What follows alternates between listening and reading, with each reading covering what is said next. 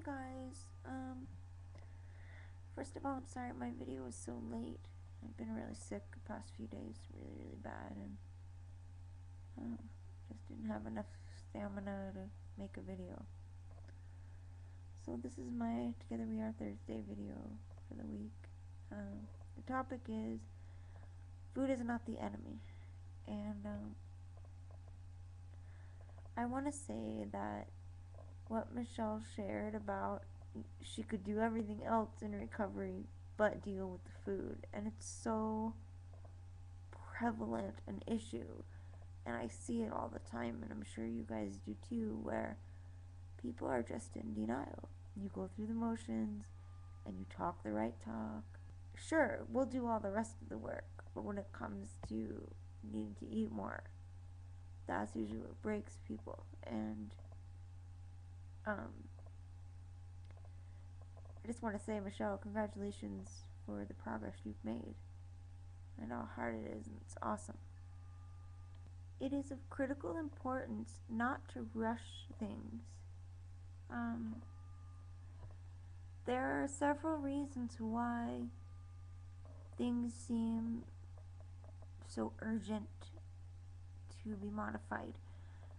One of which is our own perfectionistic impetus to achieve whatever it is yesterday.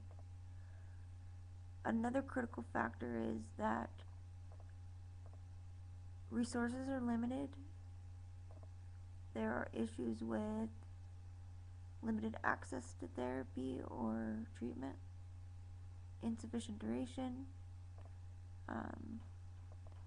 and an increased need for placement in recovery programs. So the process is emphasized faster than perhaps is ideal. In the 70s, Levin Kron wrote about this, that especially for adult chronic sufferers, it could take years to recover. But the inadequacy of healthcare coverage available to people, at least in the US, really compromised that. So I think there is this pressure to push forward and to refeed as quickly as possible.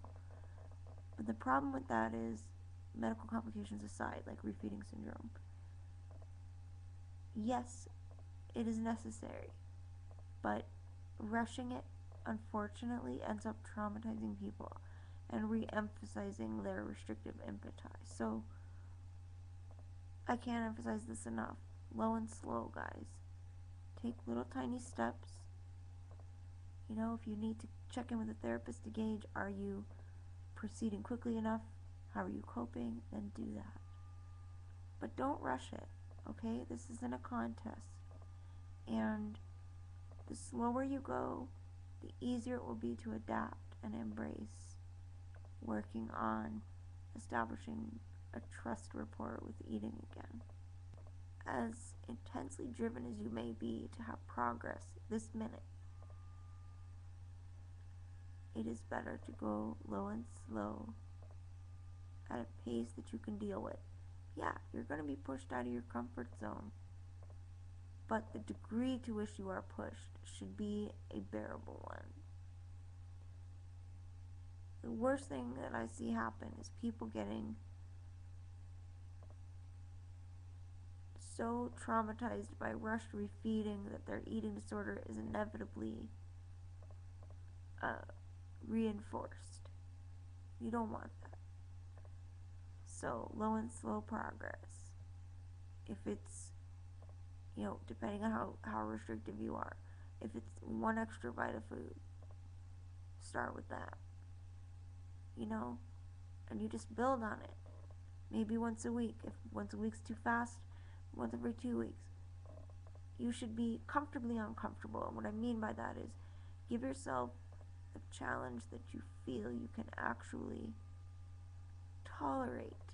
It's going to be uncomfortable. Change always is for us, especially when it comes to mitigating toxic behaviors. But it should be manageable discomfort. So keeping that in mind, that really will help along the journey. As always, if anybody has any questions, we're here for you. We love you, and yeah, see you guys next week. Much love and be well. Bye, guys. I just realized I never answered the question of the week. Where did I get what I'm wearing right now? So this truly is like a catching off guard thing because I'd forgotten about the question. And everyone looked so nice. Like, I don't know if you guys picked nice things to wear because of the question, but I spaced it, so I'm just dressed horribly because I'm sick and I just want to be comfortable a lot. Yeah. Anyway, this big poofy coat, it has a cool story. My hubby got it for me. I had one years ago, and we never saw it again. We tried to find it because it's like really thick fleece and really, really warm. Like, it's 2 layers of really thick fleece sewn together. And you can't even, like, if you go to, like, a fabric store, it's hard to find really heavy-duty fleece like this. So, because I was even going to make one, but... Anyway, and one day this woman walked in the store wearing the same coat. And he explained the situation, like, you know, my wife's really ill and she's, cold all the time and stuff, and, can I buy your coat? And she was like, I'll come back, I'll let you know, I'll come back in a few days. And she came back and she was like, yeah, okay, I'll do it. Which is so awesome. So I ended up getting another one, which is amazing because you can't find them anywhere. I mean, I've been looking for years on eBay and stuff. It is the coziest, warmest, bestest coat ever. And it's way too big, but I don't care. It makes it extra cozy. And then my nightie is a hand-me-down. And it's embarrassingly threadbare and has holes in it and stuff. How tacky is this? The flannel nightgown. See, I've got like holes in it, and I've got safety pins holding it together. I told you. Not exactly a runway model, guys. So if that's what you were hoping for, I'm terribly sorry. Alright, guys, much love, be well, and I hope you got a laugh at my expense, and talk to you next week. Bye, guys.